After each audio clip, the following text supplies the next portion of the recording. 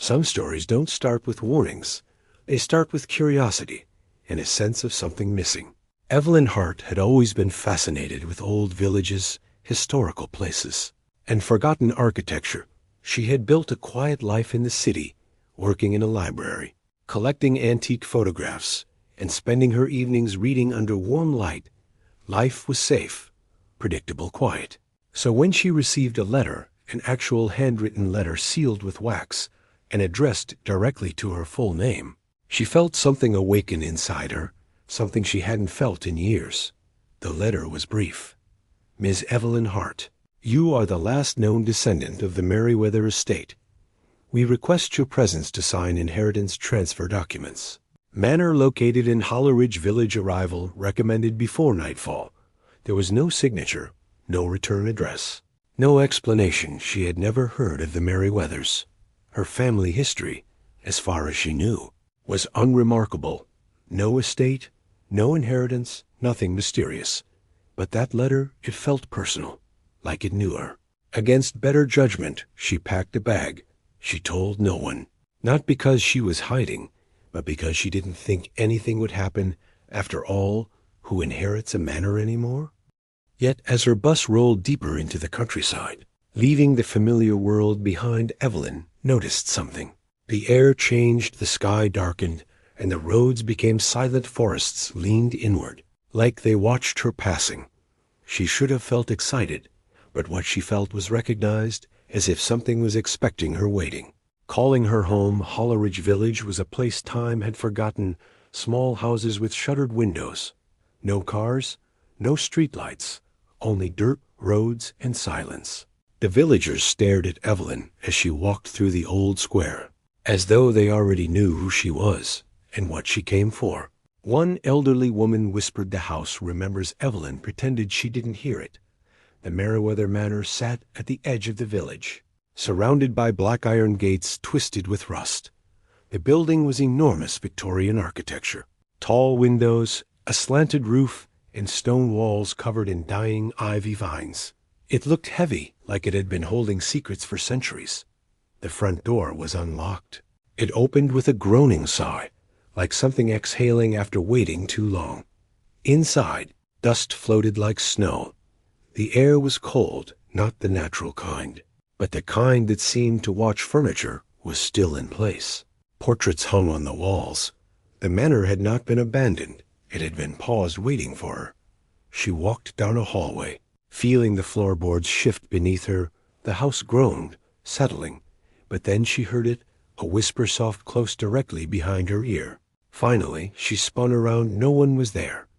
Only silence, and the portraits on the wall, dozens of them, watching her with painted eyes, eyes that seemed too real. She tried to shake it off.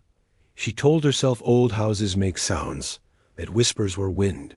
But deep inside, something cold had begun to bloom. The house was not empty. It was waking up. The first night was quiet, not peaceful, just quiet in a way that felt unnatural. Evelyn slept in what appeared to be the master bedroom, a room with tall windows and a bed draped in dusty sheets. But she didn't sleep long. At 3:14 a.m., she woke to the sound of footsteps, not loud, not heavy, but slow, measured, like someone pacing. The sound came from the hallway just beyond the door.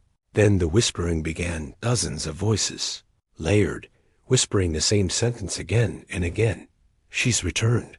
She's returned. She's returned. Evelyn froze, her heart hammered. She wanted to scream, to move, to run, but fear glued her to the mattress. And then the footsteps stopped directly outside her door, and the whispering stopped all at once. The silence was so thick she could hear her heartbeat. Then something scraped across the other side of the door, a gentle drag like nails. Slow, curious. Testing her, Evelyn forced herself to breathe through her nose. She didn't know how long she stayed like that, maybe minutes, maybe hours, until morning light spilled into the room. When she opened the door, the hallway was empty. No footprints, GCVNO scratches. But the portraits 5 nanometers along the hall had changed. Their eyes were no longer looking forward. They were all looking at her. During daylight, fear felt foolish. The house seemed harmless, old, fragile. Maybe she imagined the whispers. Maybe the portraits were always like that. Maybe her mind was hungry for mystery, but the house did not let her comfort herself for long. In the study, she found a desk, and inside it a drawer locked with a chain. Something about it called to her. Her hands moved without thinking the chain broke easily. Inside, wrapped in fabric, was a diary. The leather was cracked. The pages yellowed. The name on the inside. Lillian Merriweather, her ancestor. The first page began with, "This house knows us. The walls listen. The shadows follow. We do not own the manor. The manor owns us." The entries grew darker. Her husband was cruel. Her children were missing. The villagers avoided the house because they believed it fed on the people inside it. Lillian wrote of nights when the rooms changed shape and hallways led somewhere different than before, of hearing her name whispered from inside. The walls, and then the final entry. The manor chooses an heir. It waits, it watches, and when the blood returns, the house will wake. The ink was smeared, as though written with trembling hands. Evelyn's stomach tightened. She was the blood returning, and the house was waking. Night fell fast, unnaturally fast, as if the sun did not dare shine here any longer. Evelyn tried to leave. She packed her bag. She walked to the gate. But when she reached it, the gate was gone, not locked, not closed, gone. The road beyond was replaced by forest thick, endless and black. Her breath shook inside her lungs. The manor was not a place. It was a trap. She returned to the house, heart pounding, and the moment she crossed the threshold, the lights flickered on by themselves, portraits rattled on their hooks, and all the doors in the house slammed shut at once. The whispering began again. "She is here." Last the house remembers Evelyn stumbled back, clutching the diary. Suddenly footsteps thundered across the upper floor, heavy footsteps. Not pacing this time, chasing, coming down the stairs. Toward her she ran. She didn't know where she was going, only that she needed distance. But the house shifted, hallways stretched, doors vanished, floors angled, and walls narrowed like a living maze, and yet one door remained open. A single room waiting. The door creaked shut behind her. The room was small, only one window, one chair, and one mirror, and in the mirror, Evelyn did not see herself. She saw Lillian Merriweather, eyes hollow, dress torn, hair tangled as though dragged by grief. Lillian spoke without opening her mouth. A voice inside Evelyn's head. "The house does not feed on souls. It feeds on guilt." Evelyn shook her head. No, I don't belong here." But the mirror did not agree. It showed her memories she had buried. Her sister, the argument, the accident, the guilt she carried like a ghost behind her ribs. The manor had known her from the beginning. It chose her because she was haunted already, and haunted things are easier to keep. The mirror flickered, and Lillian's face began to morph into Evelyn's own.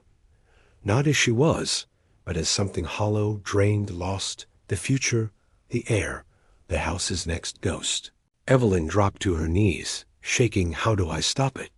She whispered. Lillian's reflection finally blinked. "You don't." The house was alive, not with spirits, not with memories, but with regret. Thousands of regrets soaked into the wood, the walls, the very air.